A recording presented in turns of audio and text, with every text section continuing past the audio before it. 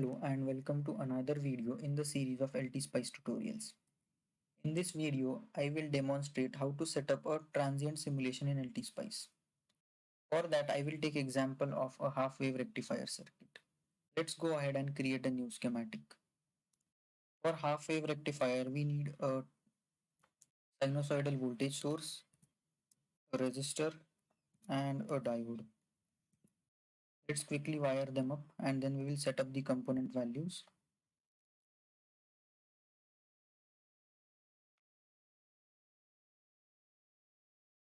Don't forget to attach ground, otherwise the simulator will give you an error. I am using the shortcut keys to place the components on the schematic. Let me assign values now. So resistor can be 100 ohms.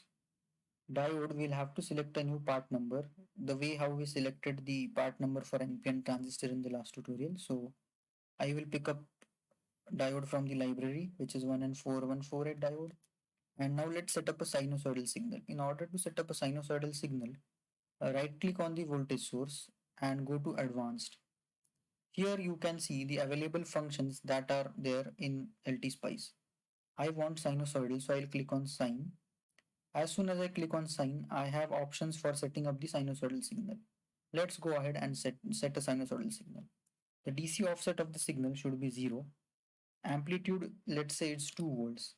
Remember that this is the peak amplitude of the sine waveform that will be generated. This means the peak to peak voltage of the sinusoidal input signal will be 4 volts peak to peak. Frequency can be 100 hertz, delay is 0. So this voltage signal is sinusoidal in nature and not DC. You can see that there is the V1 has been renamed as sine 0 to 100 0. What these numbers mean, you can right click over it and check for the options here. Now let's go ahead and set up the transient simulation. If I go to simulate, edit simulation command, the first option itself is transient simulation.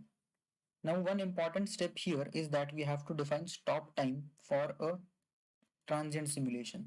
Since transient simulation is time domain, which means that the current and voltage waveforms will be plotted with respect to time. It's similar to seeing voltage and current signals on a DSO or a CRO, that is an oscilloscope. So one important step here is that the stop time should be at least few times greater than the time period of the input signal. Otherwise, we won't be able to see complete cycles of the signal.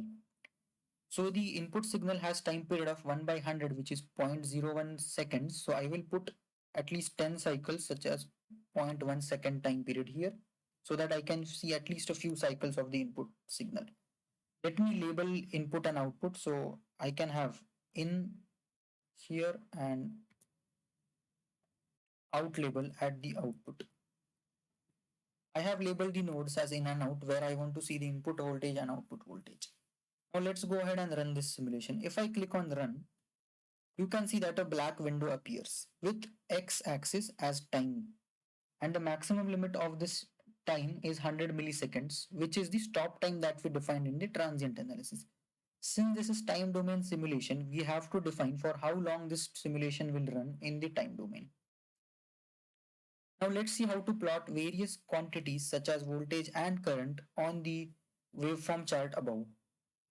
If I move my cursor on the schematic components, you can see that depending upon where I place my cursor, the shape of the cursor changes.